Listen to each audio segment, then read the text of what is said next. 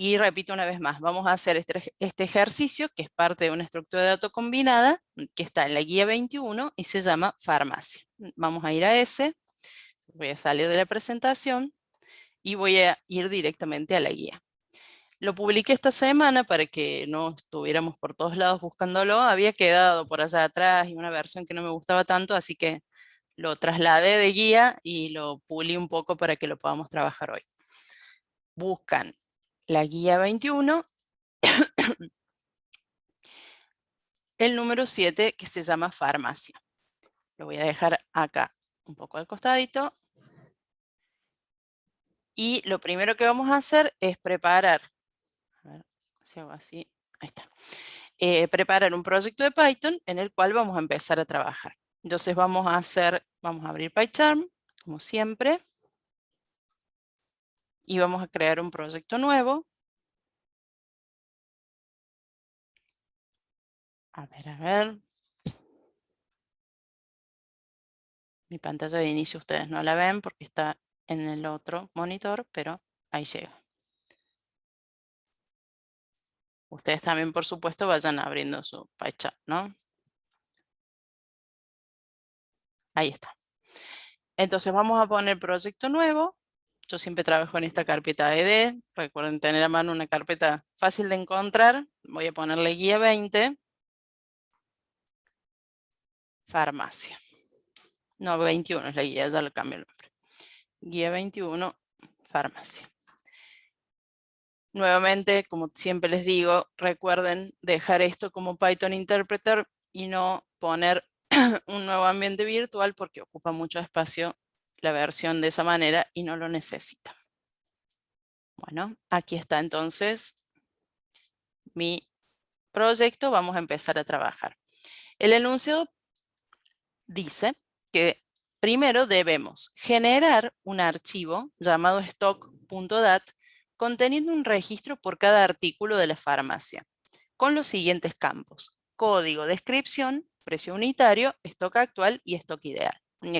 Por cada artículo que vende la farmacia vamos a tener esa información. Para ganar tiempo con esto, que es siempre igual, debajo del enunciado ustedes tienen el módulo de registro que lo vamos a copiar para no desarrollarlo de cero. Lo analizamos, pero no tiene nada interesante y prefiero enfocarme en los algoritmos.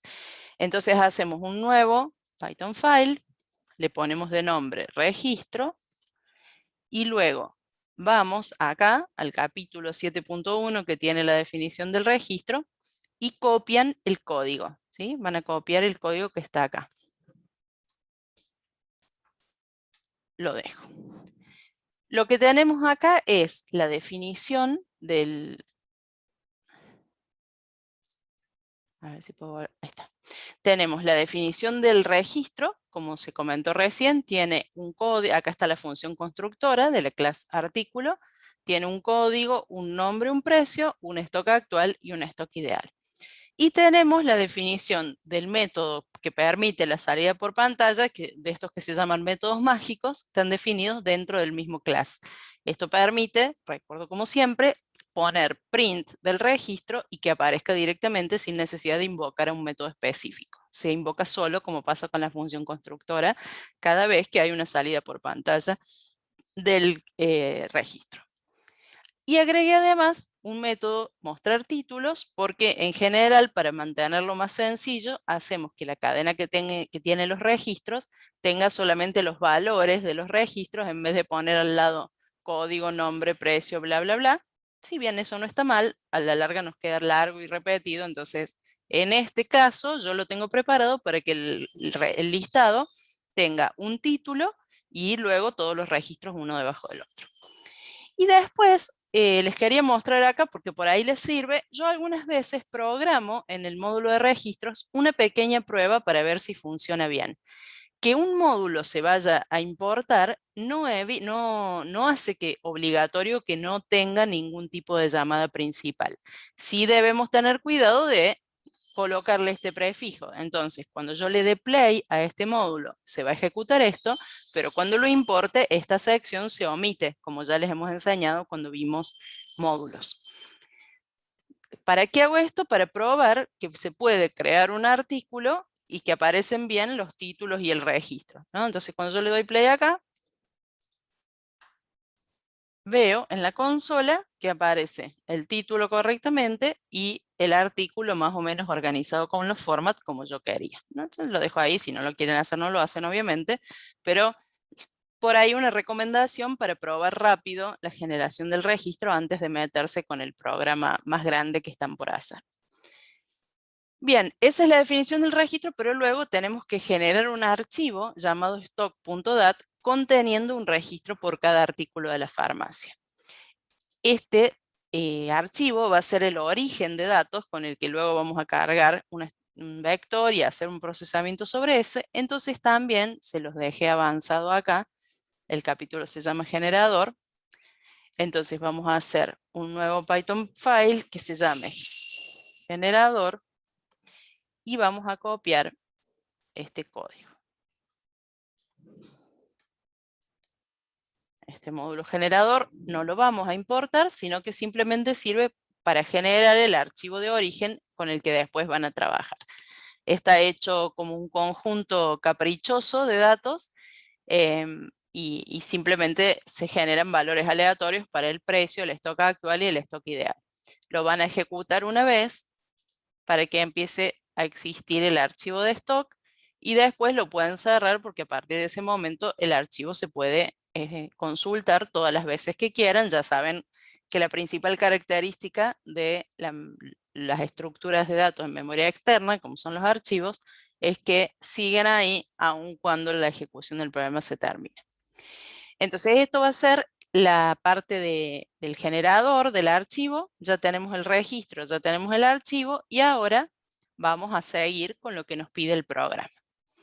Dice, crear un programa que cargue el contenido del archivo en un vector ordenado alfabéticamente por descripción de artículo y luego ofrezca un menú con las siguientes opciones. Vamos a ver luego cuáles son las opciones. Por ahora nos ocupemos de crear un programa que cargue el contenido del archivo en un vector ordenado alfabéticamente por descripción. Así que vamos a hacer un nuevo Python file y lo vamos a llamar principal y acá va a estar todo el resto del desarrollo. ¿Cómo va a ser este desarrollo? Le vamos a poner una función principal, o se llama igual la función, chicos. Bueno, principal. Algunos le ponen main a esta función. Nunca he tenido problemas, pero bueno, ahora me doy cuenta que por ahí puede ser confuso. Bueno, otros prefieren ponerle otro nombre, el método también es viable. Esta función va a hacer lo primero que nos pide, que es generar, generar el vector, perdón, no me salía, generar el vector. Entonces vamos a hacer una primera llamada a una función que se llame generar vector. ¿De dónde tiene que sacar la info para generar el vector? De un archivo. Lo más habitual es pasar el nombre del archivo en una variable a la que solemos llamar fd por file descriptor, pero por supuesto se puede llamar nombre del archivo que va igual, ¿no? Es un nombre de variable cualquiera, pero bueno, es como una convención para saber de qué estamos hablando.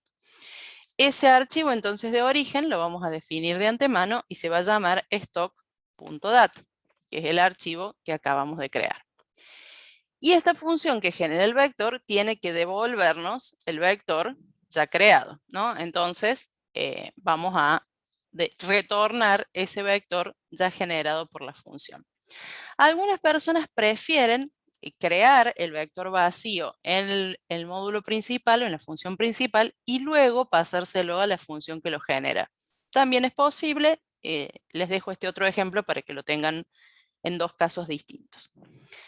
Vamos entonces a concentrarnos en la función generar vector. Para desarrollar esta función, una forma rápida de armar código es, ya sabemos que la función no existe, por eso está subrayado, pero este asistente, el de la celeste roja, nos permite generar un código como punto de partida de esta función. Entonces ponemos Alt Enter y la primera alternativa es crear esa función, la define así, únicamente con un pass, después vamos a ver el contenido. Pero antes de olvidarnos esto, vamos a invocar a la función principal. Vamos a dejarla acá, prevista la ejecución de la función principal, porque después le damos play, no pasa nada y no nos acordamos por qué es, ¿no? Ahí es el esquema completo. ¿Cómo se generaría entonces el vector? Requiere el recorrido del archivo stock.dat.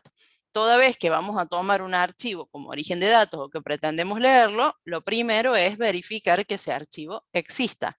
Y para eso acudimos al módulo OS que se comunica con el sistema operativo. Entonces preguntamos si os.path.exists, el archivo que estamos tratando de abrir, en ese caso podemos proceder a procesarlo. En caso de que no exista, le tenemos que avisar al usuario y ya no podemos hacer más nada. Entonces, tal vez conviene preguntar directamente si esto es igual a false, ¿sí? Si esto es igual a false, perdón, con mayúscula, o si not os path exists, ¿sí? Es la misma manera de preguntar, el archivo no existe. Y en ese caso, ponemos un mensaje en pantalla. El archivo, al descriptor, para decirle cuál es, por las dudas el usuario recibe el mensaje de error y no sepa si recibe un mensaje que dice el archivo no existe, ¿cuál archivo? ¿No? Entonces acá lo acompañamos con el nombre del archivo. Y me avisa que el módulo OS no lo está reconociendo porque ¿qué tengo que hacer? Importarlo. Puedo escribir yo misma el import o colocar Alt-Enter y dejar que haga el import en el módulo de esta manera. Cerremos esta situación. ¿Qué pasa si el archivo no existe? Si el archivo no existe, el vector va, ¿cómo debe volver? Pues estamos previendo que esta función genere un vector. Ese vector debe volver vacío, pero generado, ¿sí? No nos conviene, en este caso, dejar esta función sin retorno. Cuando está previsto que una función tenga retorno, debe retornar un valor, tanto si salió bien como si salió mal.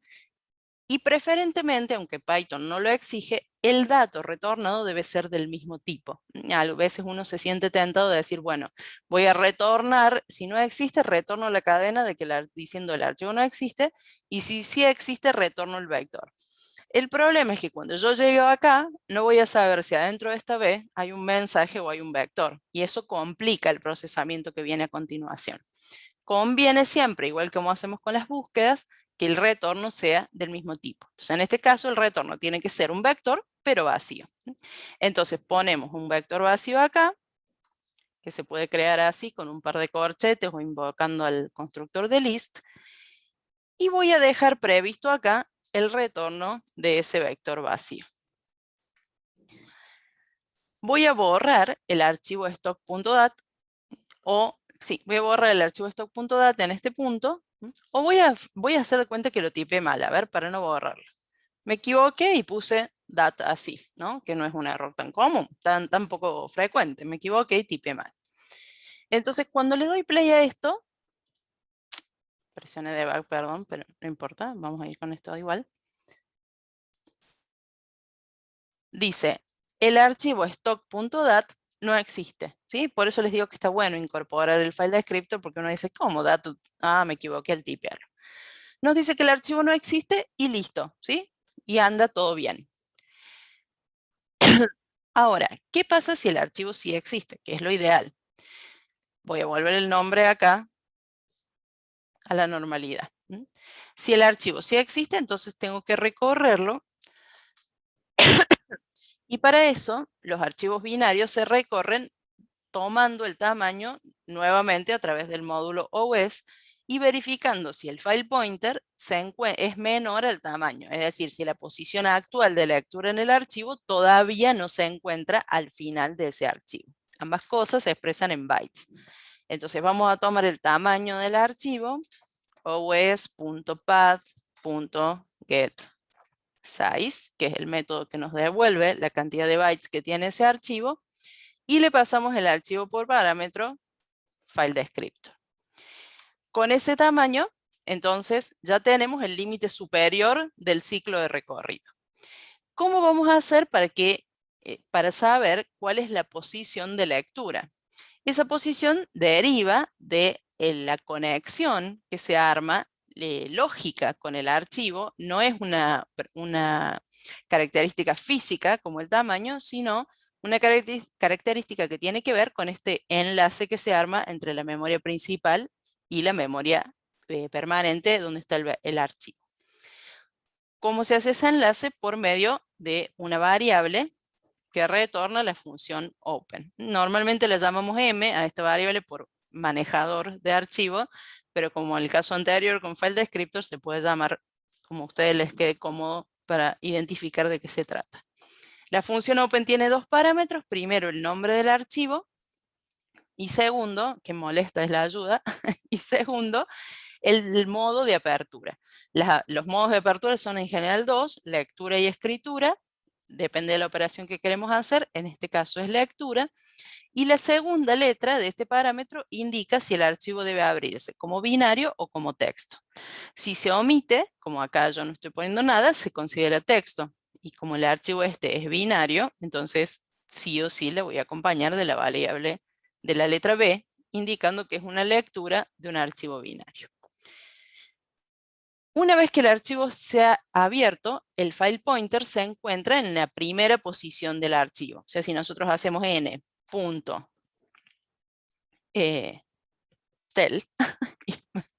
vamos, el coágulo no me salía, estaba para decir sí, cualquier palabra, m.tel nos dice dónde se encuentra el puntero de lectura, la posición activa del archivo en este momento. Nos retorna un byte, un número, que es el número de byte donde se encuentra ese puntero. Si nosotros invocamos a esa función en este momento me daría 0, ¿no? Pero en general lo que buscamos con el ciclo es decir, mientras esa posición se mantenga menor que el tamaño total, que sería algo parecido a decir, mientras i se mantenga menor a n, siendo n el tamaño del arreglo, es el equivalente en archivos esto, entonces significa que yo puedo leer o recuperar un registro que se encuentra dentro del archivo. Para eso utilizamos el módulo pickle, ¿no? Esto es un artículo, así que le voy a poner art, el nombre de la variable, y le voy a pedir al módulo pickle que me traiga un registro. Los dos métodos principales que usamos para con pickle son dump y load. Dump es volcar, así, siempre les hago el dibujito volcar así, así que no es lo que queremos hacer porque dump es guardar, escribir información en el archivo, sino que en cambio, vamos a utilizar load. Pickle.load tiene un solo parámetro que es el manejador de archivo, porque en el segundo parámetro que requiere dump, en este caso se convierte en el retorno, ¿no? No tiene un segundo parámetro porque lo que leyó lo devuelve como retorno. El módulo pickle acá está subrayado porque, al igual que OS, lo tengo que importar. A veces el IDE hace ese import automáticamente, depende de cómo lo tengan configurado, y a veces no. Si lo subraya es porque no lo hizo, así que lo vamos a incorporar. Hacemos Alt Enter, importamos el módulo pickle y queda. Cada una entonces de las lecturas nos va a devolver un artículo de los que se encuentran dentro del archivo.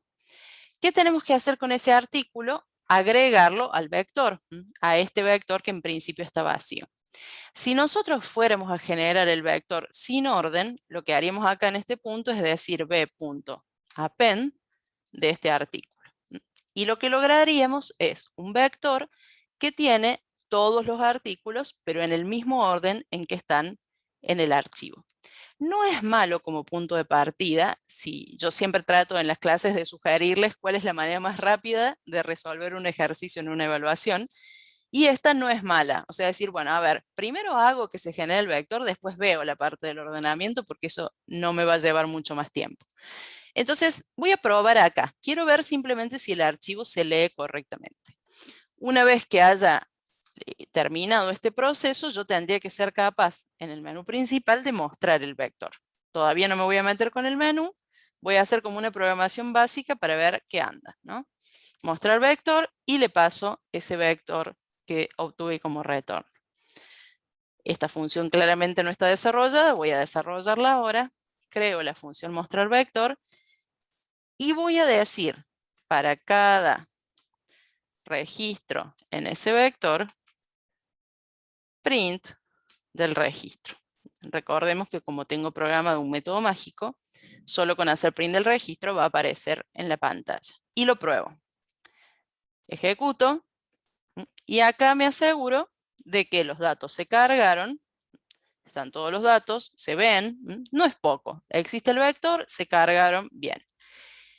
Sí, la cuestión es que esto no está lógicamente en orden alfabético, entonces estos artículos tienen que aparecer primero todos los que empiezan con A, después todos los que empiezan con B y demás. ¿Cómo se logra eso? Reemplazando o cambiando esta instrucción de append por una función de add in order. De nuevo, no hay magia, no se llama add in order la función y mágicamente agrega el dato, sino que nosotros la tenemos que programar. Si se llama agregar en orden, ordenar, cualquier nombre, también funciona porque lo importante es cómo lo van a programar. Esa función, a diferencia del append que teníamos recién, requiere dos parámetros porque el primero de ellos es el vector en el cual tiene que agregar el registro. La función add in order la tenemos que desarrollar, entonces es reconocida para ustedes, es igual a la búsqueda binaria, ¿sí? Tomando la longitud del vector -1, mientras esta izquierda se mantiene menor o igual que la derecha, lo que hay que hacer es calcular el centro, que se calcula como izquierda más derecha sobre 2 con una división entera, y primero se verifica si el valor buscado está en ese centro, ¿no? Entonces decimos, sí, el artículo, punto, y acá es lo único que cambia de un algoritmo a otro para saber, dependiendo del campo con el cual se quiere ordenar. Acá se ordena por nombre, por descripción, se llama el campo. Entonces, si el artículo, punto, descripción, es igual al que se encuentra en el centro, B sub C, punto descripción, en ambos casos hay que mencionar el campo, entonces, en el caso de que esto fuera una búsqueda, retornaríamos C, como diciendo, lo encontré. Acá no estamos buscándolo, sino determinando la posición de inserción, entonces lo que hacemos es guardar en esa variable posición el valor C. Esa variable, entonces va a indicar a dónde se agrega el nuevo registro, que en este caso sería a continuación del que tiene su misma descripción. Nunca va a suceder esto en lo que nosotros estamos planteando porque todas las descripciones son distintas, pero si hubiera dos descripciones iguales funcionaría bien también. Lo que va a pasar entonces, y en este punto tenemos que salir del ciclo, ya está, ya determiné dónde quiero guardar el nuevo registro. Y a continuación determinamos, siendo que no está en el centro, es decir, que no hay otro con la misma descripción, si hay que acotar desde la izquierda o desde la derecha el conjunto. Para eso comparamos si la descripción que queremos agregar es menor que la que está en el centro, ya sabemos que igual no es, entonces quiere decir que tiene que quedar a la izquierda de la que está en el centro. Por lo tanto, hay que descartar la mitad derecha. Para descartar la mitad derecha, se la acerca al centro, haciendo derecha igual a C menos 1. Si esto no fuera así, o sea, si la descripción es mayor que la del centro, entonces queremos descartar la mitad izquierda. Traemos la izquierda hacia el centro y le sumamos 1 en vez de restar. Ya sabemos que en el centro el elemento buscado no está. En una búsqueda clásica, como siempre decimos, como acá habría un retorno, podríamos asegurarnos que si logré salir del ciclo, el elemento no existe. En este caso, como hemos puesto un break, que es lo que suele pasar también con las búsquedas secuenciales, acá, al terminar el ciclo, necesitamos saber si el ciclo se terminó por el break o se terminó por esta condición. Vamos a comprobar la condición, que es lo más fácil de verificar, y decimos, si la izquierda resultó mayor que la derecha, porque por eso el ciclo se terminó, porque dejó de ser menor o igual, entonces donde está la izquierda es donde nosotros tenemos que incorporar el nuevo registro, al lado de la izquierda, digamos. Entonces vamos a decir, posición es igual a izquierda, solo en este caso. Y al final vamos a agregar en el vector, con el método de slicing, ¿sí? O sea, generando un espacio nuevo para en esta posición que hemos determinado, y aquí va a ir el registro nuevo. Recuerden que lo que agregamos en realidad es un mini arreglo que tiene un solo registro nuevo, se llama artículo, perdón. Un mini arreglo decía que tiene un solo dato, un solo registro, y ese se incorpora, le hacen lugar los demás y lo dejan entrar, le ponen una sillita ahí en la mesa donde están todos los otros, y se acomoda este nuevo registro dentro del arreglo. Podemos volver a probar lo que habíamos programado hasta ahora, ¿sí? Y dice, el artículo no tiene atributo de descripción, maldición porque no le puse descripción. ¿Cómo se llama? Se llama nombre, claro. Se llama nombre, claro, Anael, por eso me dio error, pero me dejaron renegar sola. Gracias, gracias. No, no, está bien, nada, los quiero yo también. Nombre, es nombre esto, encima no me deja renombrarlo. Bueno, nombre, acá ven, en realidad está todo calculado para que ustedes puedan resolver cuando se sucedan estas cosas. Como acá se llama descripción, mira, en mi defensa acá se llama descripción, nada más que sea que en el medio fiaca y lo llame nombre. Nombre y descripción igual son equivalentes, me hace el parcial que alguien vino a preguntar. No tengo nombre, bueno, descripción. A ver ahora, ahí está, ahora anda, ¿no? El mismo listado de recién, pero ahora bien ordenado. Primero los dos con A, o todos los que tienen A.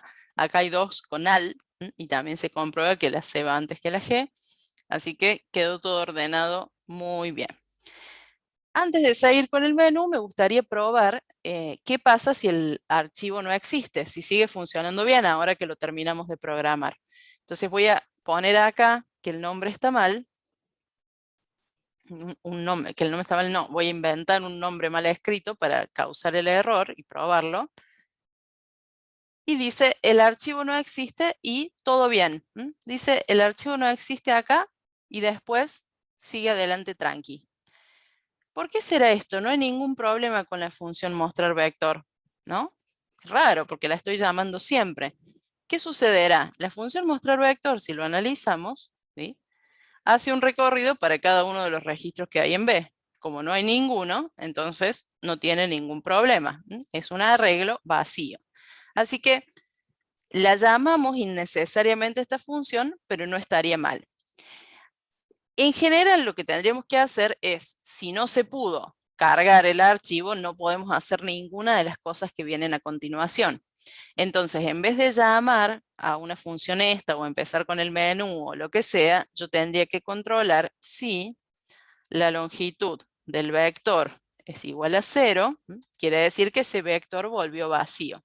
Y en ese caso, como ya advertí que el archivo no existe, puedo poner return para salir de la función principal y listo, terminar la ejecución. No hace falta que aparezca otro mensaje más porque el archivo no existe.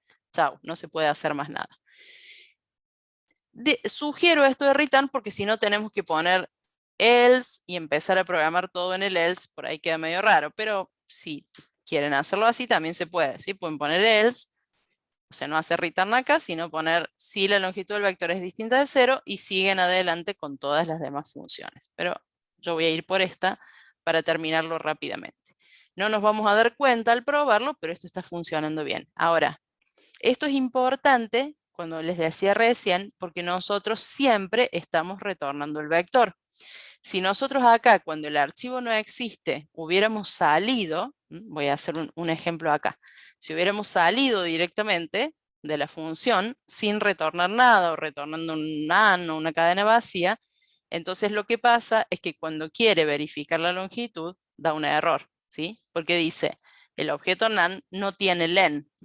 Entonces, por eso les decía hace un ratito que siempre conviene que la función retorne un dato del mismo tipo, ya sea que ese dato esté vacío o tiene la información que pretendíamos que tenga. Bueno, ahora sí, vamos al menú de opciones que casualmente la primera opción es mostrar el contenido del vector, que es lo que yo había programado acá para probar. Así que ahora lo voy a usar como opción 1. Voy a correr esto un poquito, voy a programar el menú. El menú podemos hacer opción igual a -1, mientras esa opción sea distinta de salir. Yo en general uso 0 para salir. Le pido al usuario que ingrese una opción. Por ahí queda más cómodo hacer que esa opción venga directamente de una presentación del menú, para no meter el menú acá dentro del ciclo. Y si no, lo hacen adentro del ciclo, no pasa nada, pero normalmente lo hacemos de esta manera que queda más lindo. La función mostrar menú tiene que mostrar las distintas opciones del menú. Vamos a poner sistema /n, sistema de farmacia. o algún título así como para que se sepa de qué se trata, y empezamos con las opciones. La primera opción dice listado, la segunda opción dice compras, la tercera opción dice ventas, control D duplica la línea, si quieren, control D. La cuarta opción dice actualización, actualización.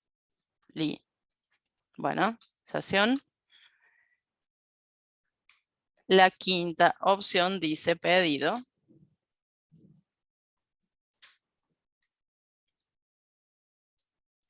Y la última, que no está especificada, pero debemos incorporarla, es la de salir.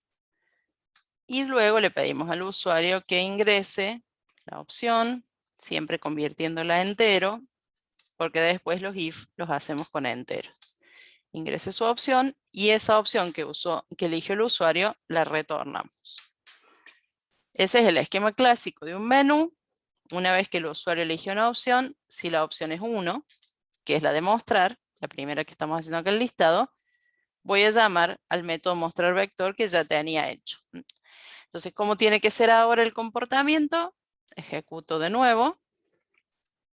El archivo no existe. Porque no me dicen que no le cambie el nombre, ¿ven? Está todo fríamente calculado. Voy a ponerle el nombre correcto al archivo. Y ahí aparece, puse la barra al revés. Ahí aparece el menú y yo, si elijo cualquier otra opción, ¿sí? No pasa nada porque no están programadas, pero tampoco me da error, así que por ahí siempre se los digo, pero lo hacen igual. No se compliquen validando si la función es válida, la opción es válida o no, porque igual el menú no se rompe. La única que funciona ahora es la opción 1 y ahí aparece el listado. Le faltaría el título que les mostré hace un ratito, así que los vamos a poner ahora. Primero voy a corregir esto, que no sé qué me pasó, que puse la barra al revés. Pretendía que deje un renglón, hice cualquier cosa.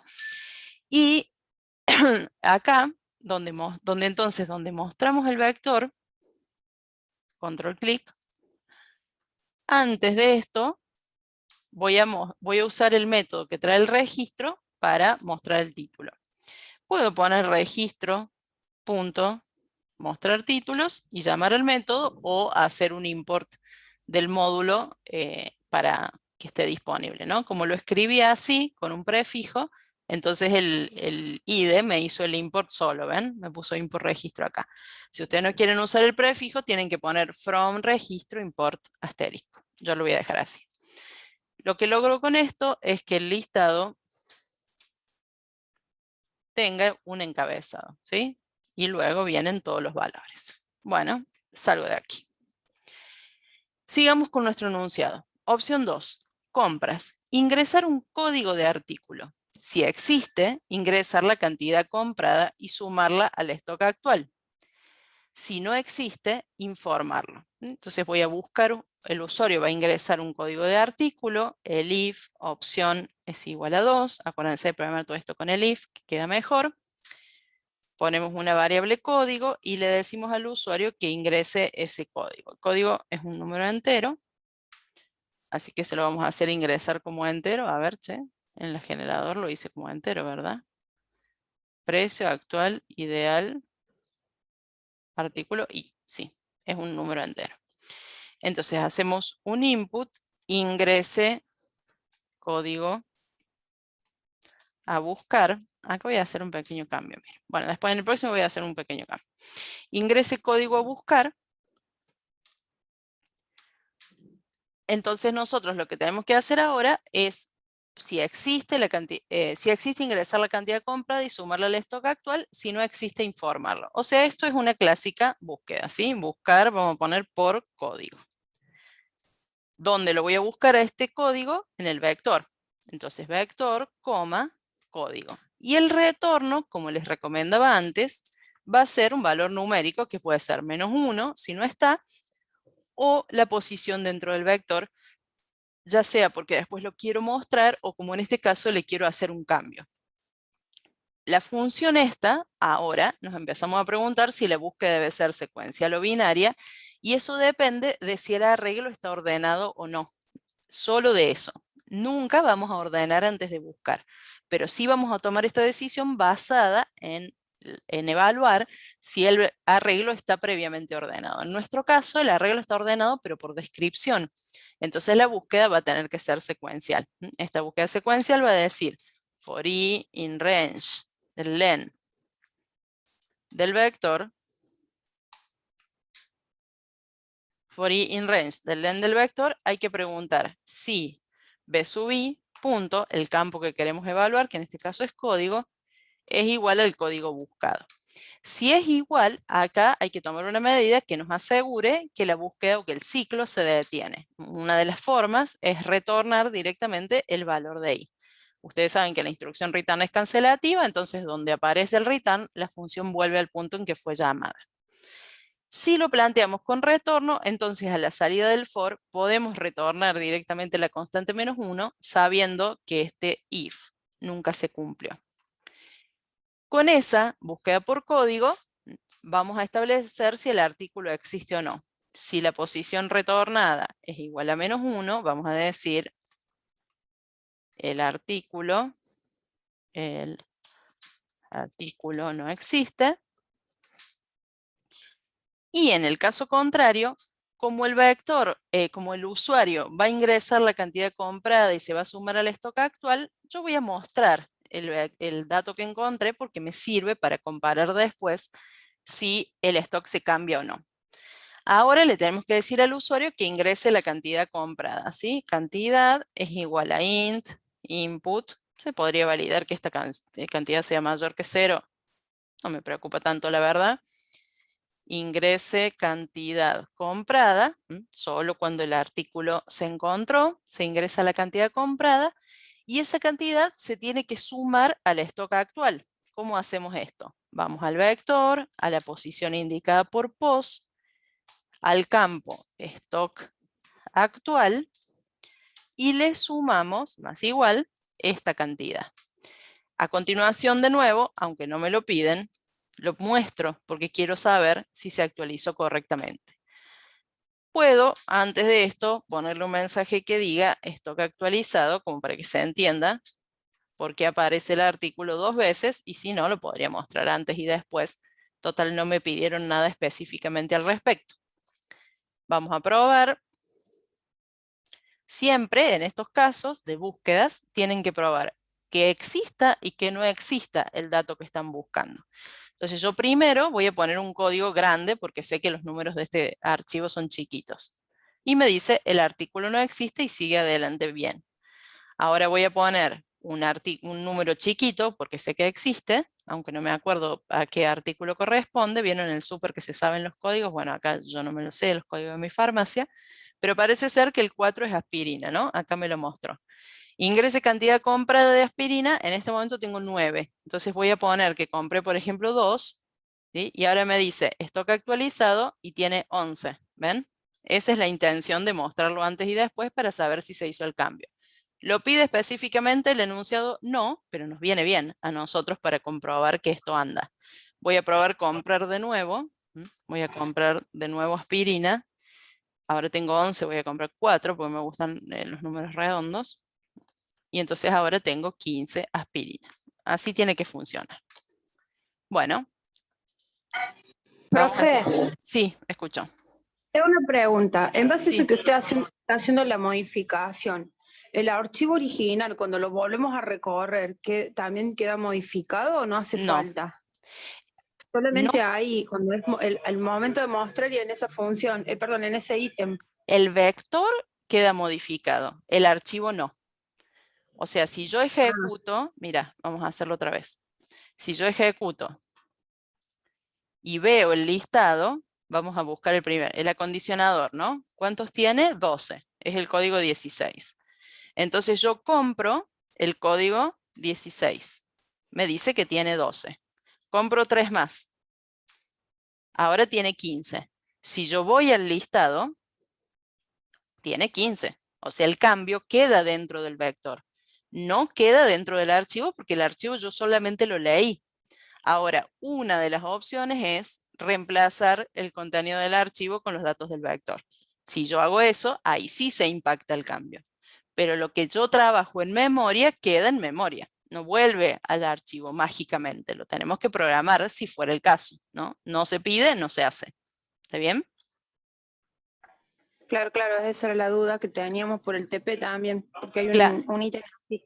Claro, claro. En general así suelen ser los procesamientos. Ahora que ustedes vieron que los archivos siempre llevan más tiempo y demás, generalmente se trabaja en memoria y cuando ya se terminó de hacer los cambios, se bajan al archivo. No se está permanentemente grabando en el archivo porque vieron con el AVM.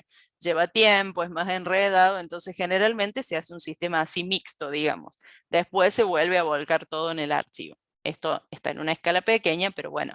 Eso es lo que intenta representar, lo mismo el TP, que se hacen los procedimientos en la memoria y cuando ya está todo listo se graba de nuevo en el archivo. Pero si no, los cambios quedan solo en la memoria.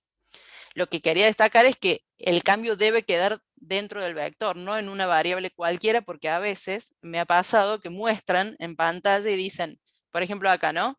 Dicen stock actualizado y ponen v sub pos punto stock actual más la cantidad, ¿no? Suponiendo que no hacen esto. Entonces, ustedes sí, acá me muestran el stock actualizado, pero si yo vuelvo al vector, el vector tiene la misma cantidad que antes, y no es así, ¿sí? No es que ustedes tienen que calcular cuánto sería, lo tienen que modificar, pero modifican el vector, no el archivo que fue la lectura original. Bueno, lo que iba a decirles es que vamos a hacer acá un mini cambio para que nos sirva. En la venta, un toque, en la venta, voy a cambiar acá a doc, después lo modifico en el otro enunciado, vamos a poner ventas, ingresar una descripción de artículo. Voy a poner así, nos quedan los dos ejemplos. Bueno, voy a cambiar acá en este momento, para que nos sirva de modelo. Que esto es lo clásico de los exámenes. Vamos ahora a la venta, que es la opción 3, donde estaba acá. Vamos a la opción 3. Dice ahora, ingresar un nombre de artículo. Si existe, ingresar la cantidad que se desea vender. Controlar que exista suficiente stock, restar la cantidad vendida e informar el monto de la venta. Si el artículo no existe o no hay suficiente stock, informarlo. ¿Qué sería esto? El usuario ahora ingresa un nombre, ¿sí? Nombre es igual a input, es una cadena, así que no la vamos a convertir. Ingrese nombre del artículo.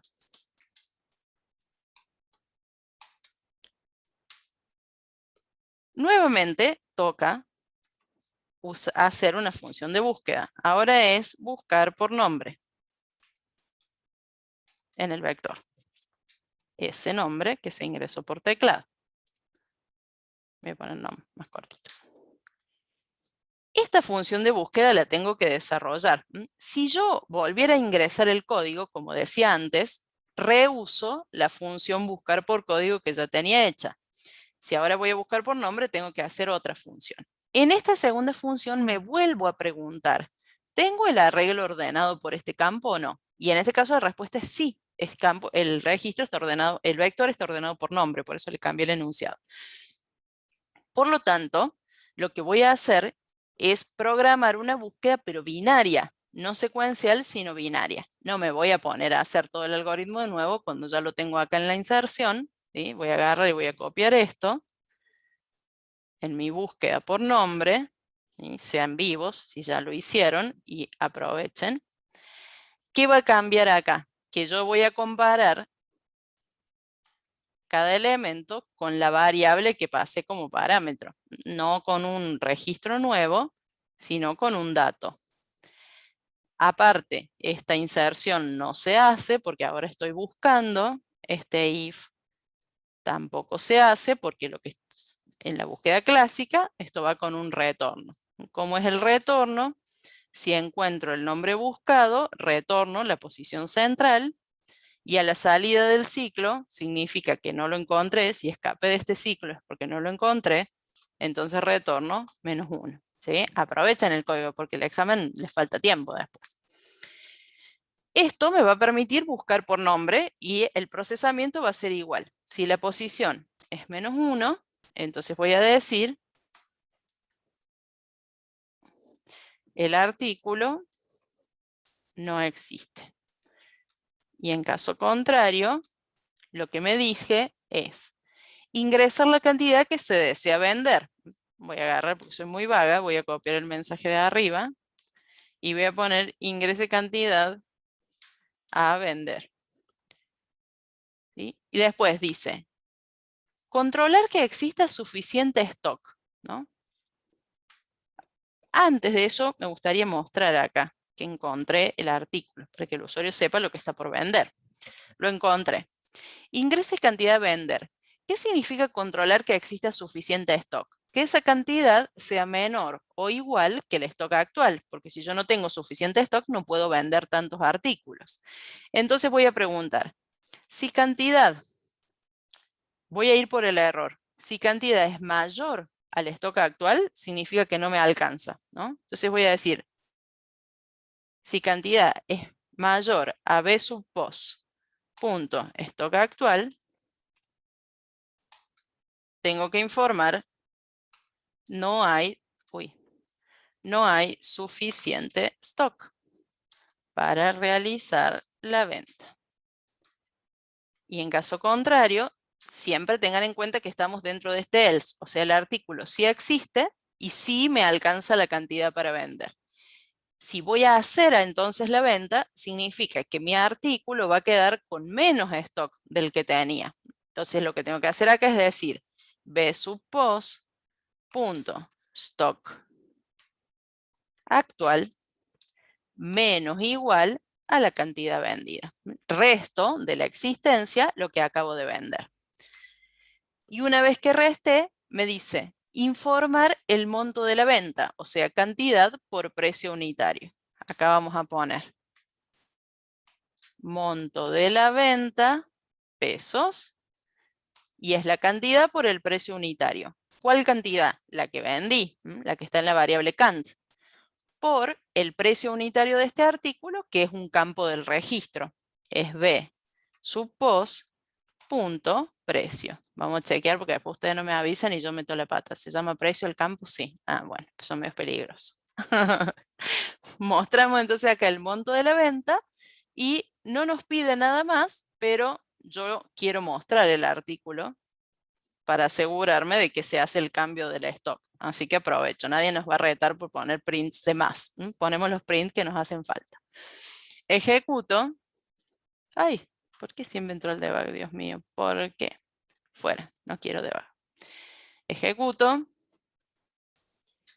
Ahora voy a decir que vendo un artículo cualquiera. Ustedes, mis alumnos presentes saben que Pepe es mi nombre comodín.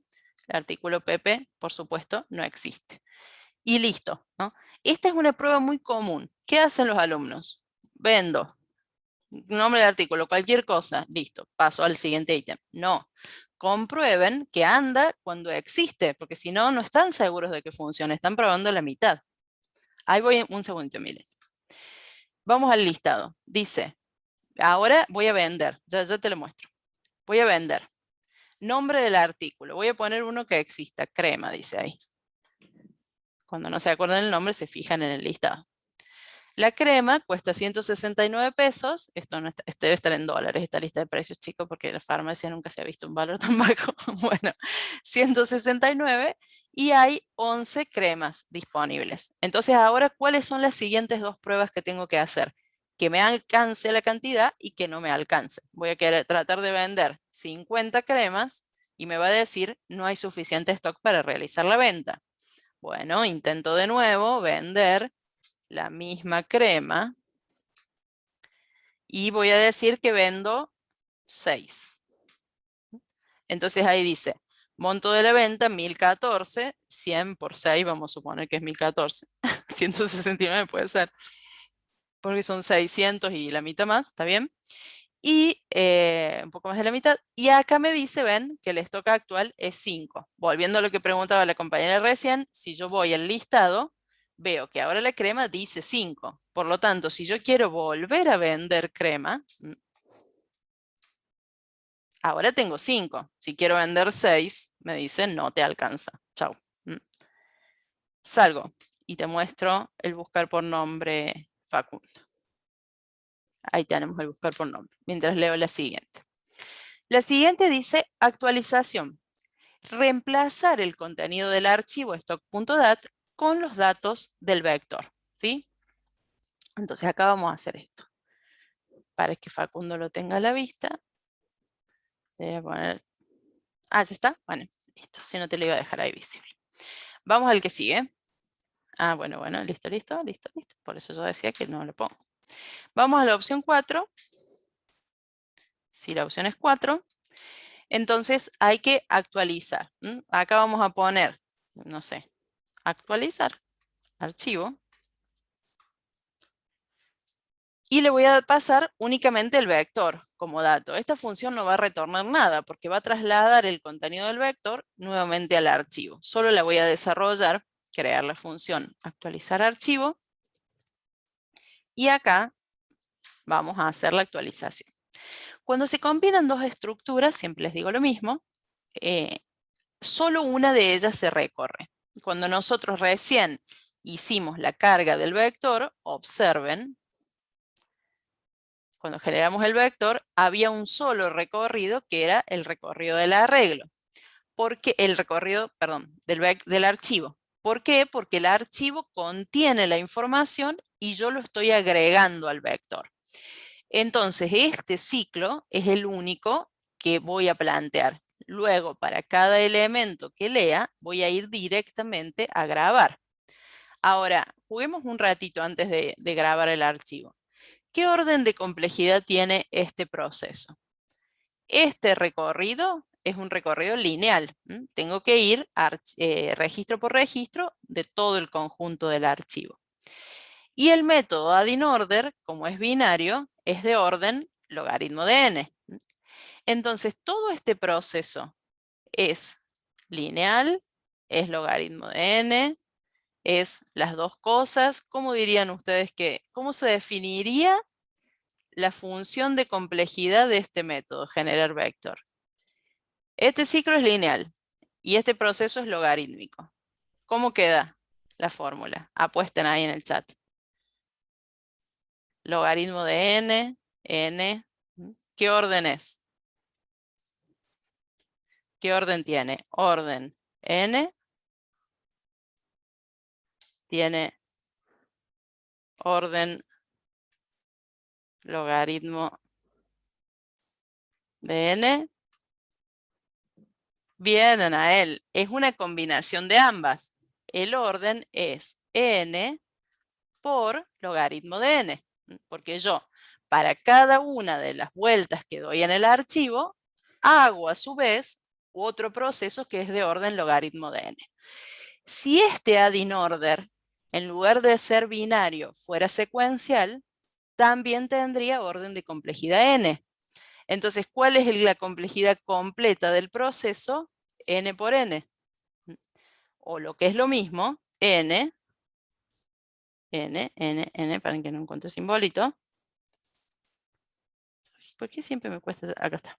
N al cuadrado. N por n es lo mismo que n al cuadrado. Entonces, nosotros estamos diciendo que este proceso es n por logaritmo de n y es mejor que n al cuadrado, ¿no? Viene bien para ir pensando por qué tomamos esa decisión y cómo se analizan a partir de ahora los tiempos.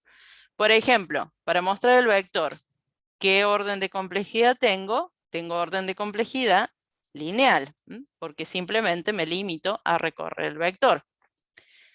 Para el add in order solito, que usa la búsqueda binaria, ¿qué orden de complejidad tiene? Ya dijimos, tiene orden de complejidad logaritmo de n, sin la n en este caso. Mostrar está, bueno, buscar por nombre, ¿sí? Esta búsqueda, como es una búsqueda binaria, tiene orden logaritmo de n. La búsqueda por código, como es secuencial, tiene orden n. ¿Bien? Ese tipo de pensamiento vayan buscando para acostumbrarse a analizar los algoritmos antes de que les pregunten de golpe en el examen no sepan qué contestar. Bueno, ahora sí, vamos a la actualización del archivo. Como decía recién, por más que yo recién, como la información venía del archivo hacia el vector, entonces recorrí el archivo. Pero como ahora voy del vector hacia el archivo, entonces el recorrido va a ser del vector. Para cada registro en el vector, voy a proceder a escribirlo en el archivo. Como lo voy a guardar en el archivo, ahora no me importa controlar la existencia, sí necesitaría un segundo parámetro que diga cómo se llama el archivo, ¿no? Que queda mejor que clavarle un nombre constante acá, así que le voy a agregar ese parámetro, file descriptor. Para cada registro en el vector, tengo que escribirlo en el archivo. ¿Cómo se hace para escribir en el archivo? Se pone pickle.dump de ese objeto, o sea que en este caso, voy a hacerlo con la I, así se nota bien. For i in range del len del vector. Entonces, para cada celda que recorro del archivo, del vector la guardo en el archivo, b sub i. El segundo parámetro que me pide dump es el manejador del archivo, con qué conexión va a hacer esa grabación. No la tengo disponible ahora porque no la creé, lo voy a hacer en este momento. Tengo que abrir la conexión con el archivo de recién, pero ahora va a ser en modo escritura. Voy a hacer una escritura, W, no voy a usar la A porque no quiero preservar el contenido anterior. Y nuevamente voy a aclarar que es binario. Una cosa que me olvidé en el método anterior es de cerrar la conexión. Lo voy a hacer ahora. Cuando yo genere el vector, antes de retornarlo, aquí, tendría que haber cerrado la conexión con el archivo, me había olvidado. Cuando lo abro, lo recorro y lo cierro a la conexión. Acuérdense que ese es el momento donde efectivamente se graba la información y entonces es muy importante cerrar la conexión. Si el programa termina, las conexiones se cierran igual, pero es preferible hacerlo al momento oportuno en que queremos que suceda. Si este proceso dijera que traslademos al archivo los registros cuyo, no sé, código es mayor a 10, lo único que cambia en este algoritmo es un if en este punto que dice si b sub i punto código es mayor a 10,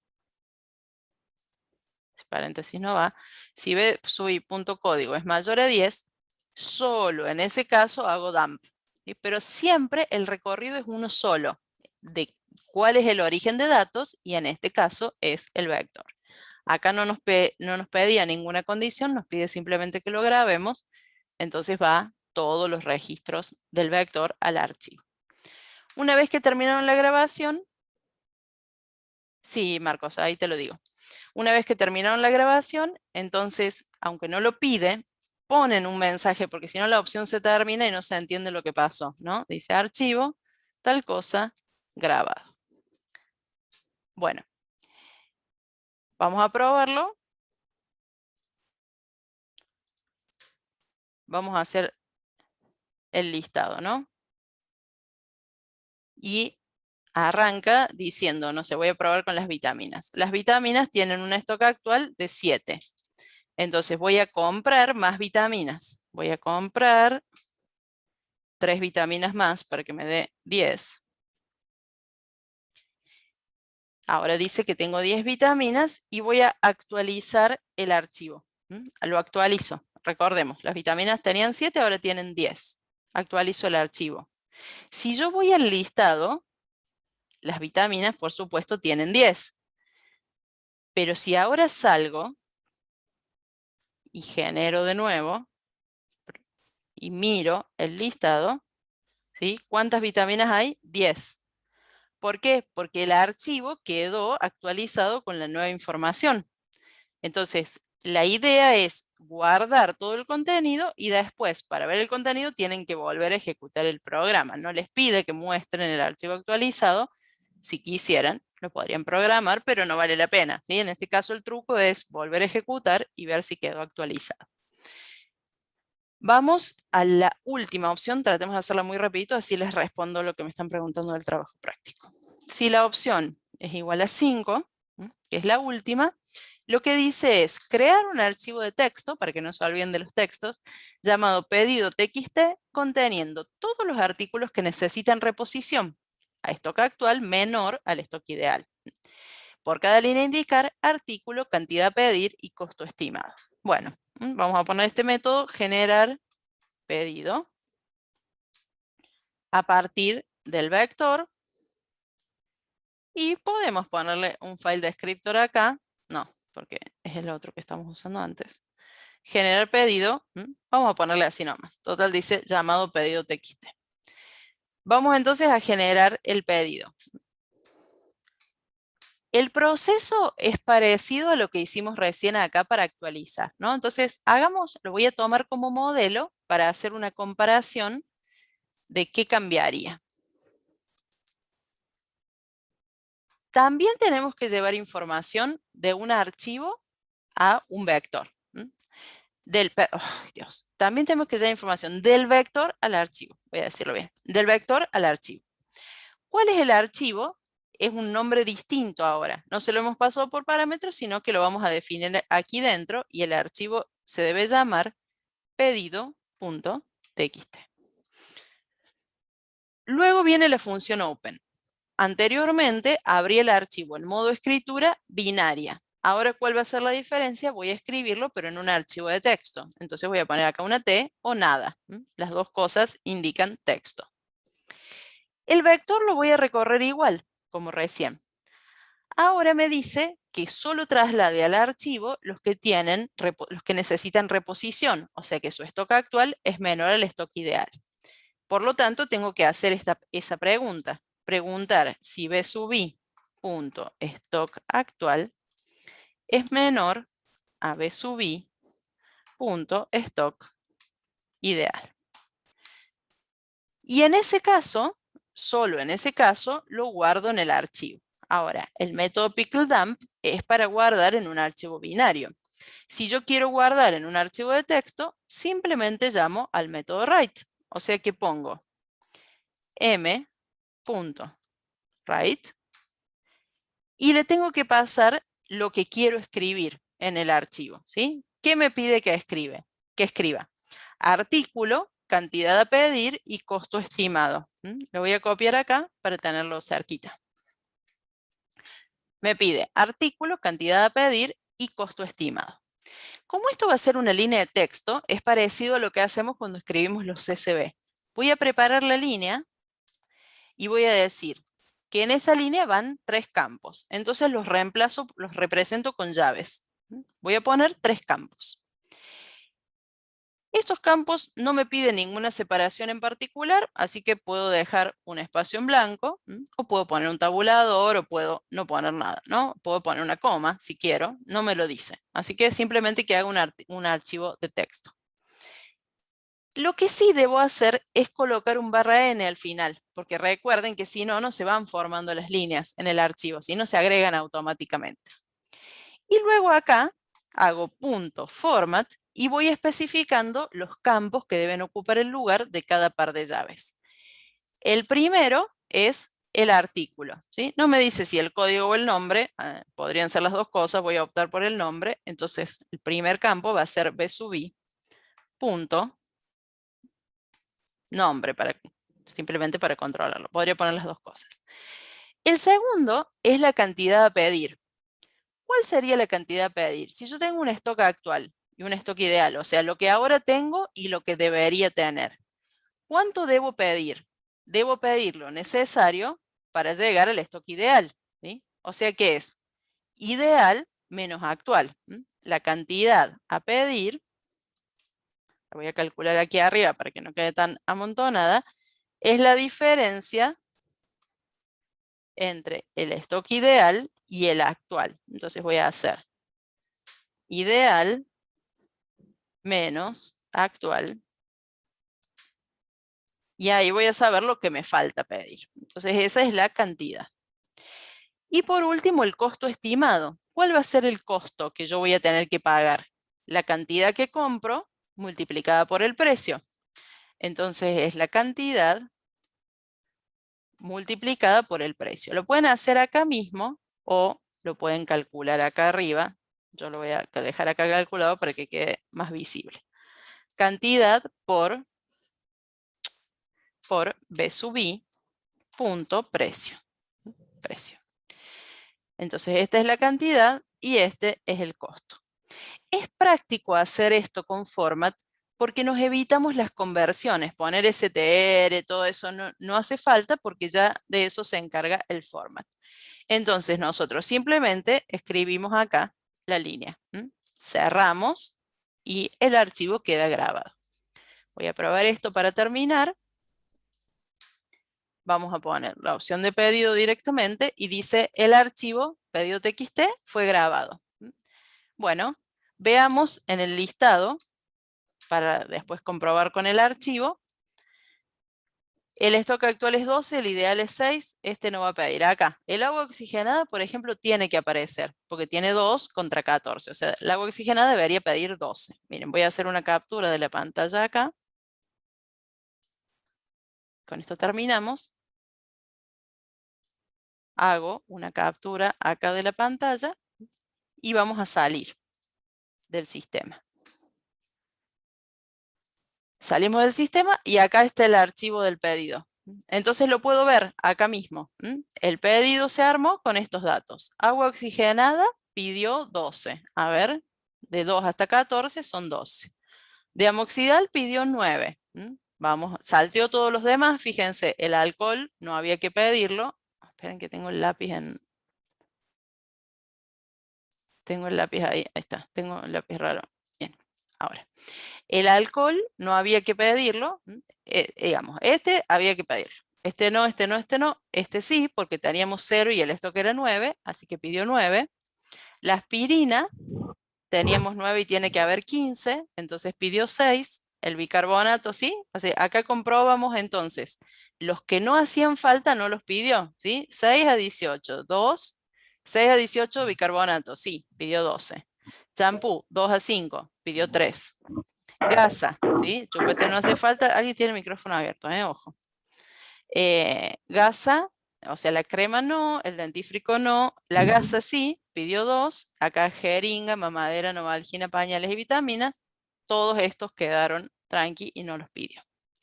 Bueno, acá entonces termina el ejercicio y acá voy a terminar también la grabación. Creo que no quedaba nada en la presentación por ver. Déjenme ver. A ver, un momentito, si nos queda algo en la presentación. A ver.